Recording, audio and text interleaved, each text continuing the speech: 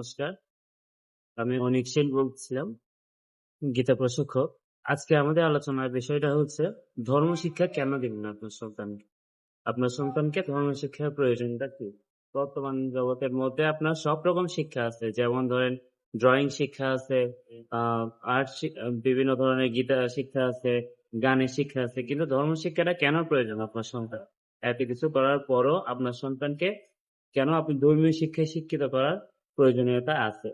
আপনার বর্তমান যুগের মধ্যে যে আমাদের যে পরিস্থিতি, যে আধুনিক যুগ যেটা আমরা বলি, সেই আধুনিক যুগে সবথেকে বেশি বিপর্যয় হচ্ছে যে এই আধুনিক যুগের আধুনিকতা আমাদের মধ্যে প্রবেশ করার মাধ্যমে কি কুফলটা হচ্ছে।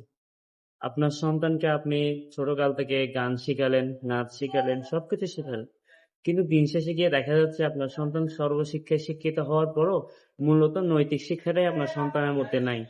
তো নৈতিক শিক্ষা যদি না থাকে, সে কিভাবে জানবে যে মাতা পিতাকে কিভাবে সম্মান করতে হয়, মাতা পিতার কথা কিভাবে শুনতে হয়?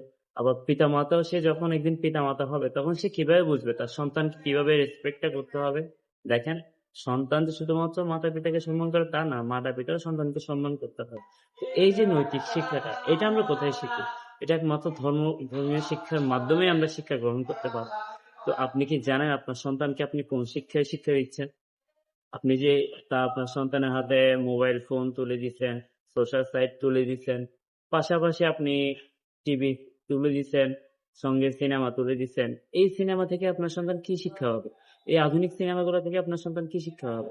এই আধুনিক সিনেমাতে বেশিরভাগই দেখানো হয় কে কাকে মেরে ফেলতেছে, কার সাথে কার ঝগড়া হচ্ছে, পিতা মাতার সাথে কে চিট করছে, ভাই বোনের সাথে কিভাবে চিট করছে, কিভাবে সম্পত্তি নিয়ে ফেলছে, কার সাথে কার ঝগড়া। এগুলো থেকে আপনার সন্তান কি শিখতেছে? এটা কি আপনি জানেন? আপনার ভবিষ্যৎটা কি হবে আপনি কি জানেন? কারণ এটা তো আপনি, হ্যাঁ, তখন গিয়ে আপনার সন্তানকে আপনি দোষ দিবেন ঠিক, কিন্তু তখন তো আপনার সন্তানের কোনো দোষ থাকবে না। তখন যদি আপনার সন্তান আপনাকে প্রশ্ন করে যে আমাকে তোমরা কি শিখাইছো, তোমরা কি আমাকে শিখাইছো কিভাবে পিতাকে সম্মান করতে হয়? হ্যাঁ, তোমরা আমাকে মুখস্থ করাইছো, কিন্তু আমি তো এগুলো দেখছি, আমি তো এগুলো থেকে বুঝতে পারছি, এক্সাম্পল, লাইভ এক্সাম্পল তো আমি এগুলো দেখছি, তো আমি এগুলো থেকে শিক্ষা গ্রহণ করছি। তো সে তখন আপনি আপনার সন্তানকে কি জবাব দিবেন? সেজন্য আপনার সন্তানকে অবশ্যই ধর্ম শিক্ষা দিতে হবে। আর ধর্ম শিক্ষা, সনাতন ধর্ম আপনার, আমাদের শ্রীমদ্ ভগবত গীতার মধ্যে সনাতন ধর্ম কোনো শব্দটা নাই যে এমন যে সনাতন ধর্ম শিক্ষা দিলেই আপনার সন্তান আহ ধর্মীয় হয়ে যাবে, মন্দিরে চলে আসবে, একেবারে বৈরাগী হয়ে যাবে, এমন কোনো কথা না।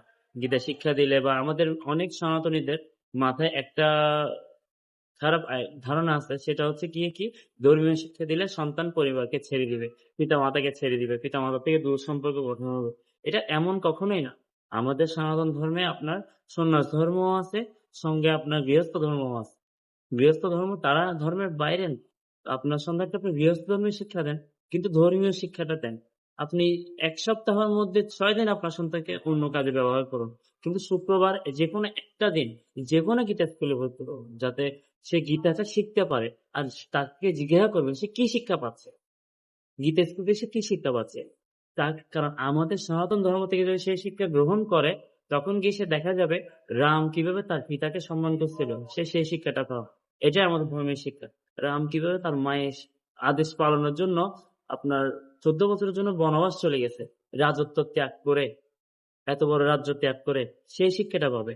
আবার সেই জায়গায় ভাই কিভাবে আরেক ভাইকে সম্মান করার জন্য রামের চরণ পাদুকা নিয়ে এসে রাজ্য পরিচালনা করেছিল, বিরোধ না করে। সে চাইলে কিন্তু রাজ্য গ্রহণ করে ফেলতে পারতো, অযোধ্যায় রাজত্ব করতে পারতো, কিন্তু সে সেটা না করে সে রামের চরণ পাদুকা নিয়ে এসে রাজ্য পরিচালনা করেছিল। এটা হচ্ছে ভ্রাতৃত্ববোধের শিক্ষা। পিতৃবোধের শিক্ষা, মাতৃত্ববোধের শিক্ষা, ভ্রাতৃত্ববোধের শিক্ষা। এই শিক্ষাগুলো আপনার সন্তানকে দেন, যে ভগবান শ্রীকৃষ্ণ হাজার প্রতিকূল অবস্থায় পড়ার পরও কিভাবে কত সুন্দর করে সেই সমস্যাগুলো সমাধান করেছিল। এই শিক্ষাগুলো দেন। কোন সিনেমা বলিউডের শিক্ষা দেন, কোন হলিউডের শিক্ষা দেন না, যে শিক্ষা আপনার সন্তানকে কুসন্তানে পরিণত করবে। দিন শেষে কি কিন্তু প্রতিটা আপনার।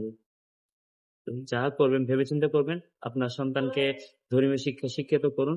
আপনাদের সামনে আরো ভিডিও নিয়ে আসার চেষ্টা করব আমি যতটুকু জ্ঞান জানি ততটুকু আপনাদের মাঝখানে প্রচার করা। বিভিন্ন গীতা বিষয়ক ভিডিও আনবো। আপনার সন্তানকে গীতা শিক্ষা দেন, একটু বসেন, সন্তানের সাথে একটু কথা বলেন, একটু সময় কাটান, দেখবেন আপনার সন্তান আপনার আপন মানুষ হয়ে যাবে। আপনার সন্তানের সাথে আপনার বিরোধ হবেন। সন্তানের সাথে একটু বসে কথা বলেন। আর সন্তানদের উদ্দেশ্যেও আমার একটা কথা, পিতামাতাকে নিজের বন্ধু ভাবেন। সব থেকে বড় বন্ধু হচ্ছে পিতামাতা, যারা জন্মের পর থেকে আপনার হাত ধরে আছে। অন্য কেউ তো পরে, কিন্তু আপনার পিতামাতা সবার আগে আপনার হাত ধরছিল। এখনো বোধ আপনার হাত ধরে আছে আপনার পিতামাতা। দেখেন অনেক বন্ধু জীবনে আসছে চলে গেছে, কিন্তু পিতামাতা ছেড়ে যায়নি কখনো। তো পিতামাতার সাথে একটু নিজের বন্ধুত্ব বোধ গড়ে তোলেন। আর পিতামাতাকে বলবো সন্তানের সাথে বন্ধুত্ব বোধ গড়ে তোলেন, তাহলে দেখবেন সম্পর্কটা অত্যন্ত সুন্দর হবে। জয় গীতা। ভিডিও সাপোর্ট করবেন, তাতে পাশে থাকবেন। ধন্যবাদ।